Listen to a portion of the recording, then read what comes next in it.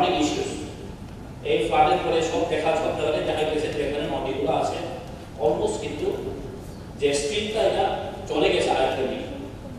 তো আমি দেখেছি আমার এরিয়াতে একটা বুড়িমা নদী আছে। এই বুড়িমা নদীটা এখন যার ফ্লাডের পরে প্রায় এখন 5 কিলোমিটার আছে, 5 কিলোমিটার মতো হবে। সব নদীগুলোর রাস্তাগুলো বাড়িগুলো সব অলমোস্ট ফিনিশ লাইক। তো ওইখানে যদি এখন থেকে যদি প্রোটেকশন না করি, এখন যদি মিনিমাম বর্ডার দিয়ে যদি না করি, দুটো সাইডে কিন্তু অলরেডি চলে গেছে। আমার টাকারজোড়া এরিয়াতে মোটামুটি উঁচু জায়গা, কিন্তু সেই জায়গাটিও কিন্তু লাস্ট ফ্লাডে এমন ফ্লাড হয়েছে নদী ভেঙে সব প্রায় একটা বেশি আছে আমার কোনো টাকারজোড়াতে অনেক প্যানিক হয়েছে, যেখানে নদী ভেঙে সব জলগুলো ঢুকে গেছে এই গ্রামের উপরে। ওইখানেও আমরা কিন্তু বোট দিয়ে নৌকা দিয়ে লোক কাছে হয়েছে, মানে বাতেই পারে এরকম জায়গাতে জল ঢুকে যাবে, তো সেরকম জায়গাতে জল ঢুকে গেছে।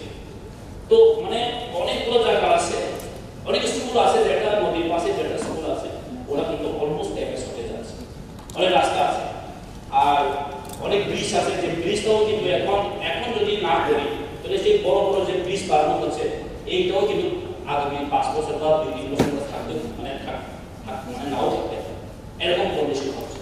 তো আমি ডিএম সাহেবের সঙ্গে কথাও হয়েছে ডিএমের সঙ্গে, তো ওনাকে রিকোয়েস্ট করেছি আপনি এসে একটু ভিজিট করুন, না হলে পরে আমরা এগুলো পাবেন, পরে আরো ক্ষতি হওয়ার সম্ভাবনা আছে।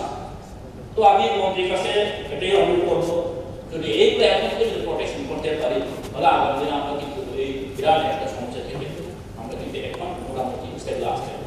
এটা না করলে কিন্তু আমাদের আগামী দিনে আরো ক্ষয়ক্ষতি হতে পারে। আর এখন কিছু বৃষ্টি আসলেই অনেকবার চলে যাবে। আমিও যদি গিয়ে ভিজিট করেছি কিন্তু অনেকবারই অলমোস্ট ড্যামেজের দিকে আসবে। তো আমি রিকোয়েস্ট করবো মাননীয় আপনার অধ্যক্ষ